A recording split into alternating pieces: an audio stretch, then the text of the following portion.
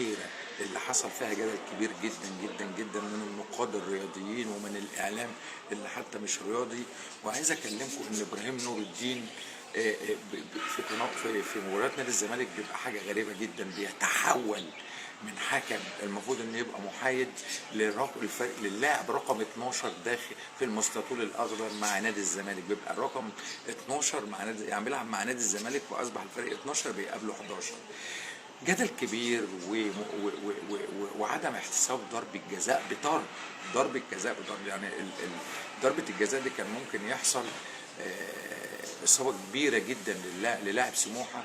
وطبعا الفار استدعاه وقال ان دي ضربه جزاء، وهو قال مش ضربه جزاء.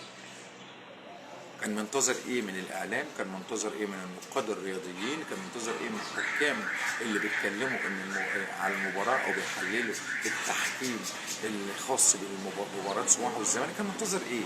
منتظر يقولوا ايه؟ يعني منتظر يقولوا له برافو ما شاء الله كنت حكم 10/10؟ لا، انت كنت 0/10، لان انت حولت المباراه من تفوق لنادي سموحه لتفوق لنادي الزمالك. وطلع برضه مش عاجبه الكلام، وطلع بيهين، وطلع بيغلط وبيتلفظ بألفاظ مش كويسة. وكانت النهاية إيقافه لنهاية الموسم. تم إيقافه لنهاية الموسم.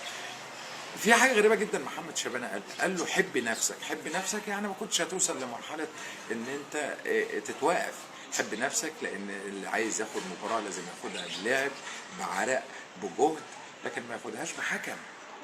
فكان المفروض فعلا تحب نفسك. وانك استاذ الكابتن محمد شبانه او الاعلامي محمد شبانه ما اخطاش لما قال لك حب نفسك يا ابراهيم يا نور الدين. لا، انت لازم تحب نفسك بعد ما ينتهي الوقف بتاعك في نهايه الموسم بقى. يا ريت بعد كده تبقى تحب نفسك، لان اللي انت عملته كانت جريمه في حق التحكيم المصري، جريمه بجد. وبنحيي اللي عمل قرار الوقف، وبنحاول يا ريت الدنيا تمشي صح، ويا ريت يكون في حياد عشان كل فرقه في الدوري تاخد حقها. بشكركم جدا والسلام عليكم.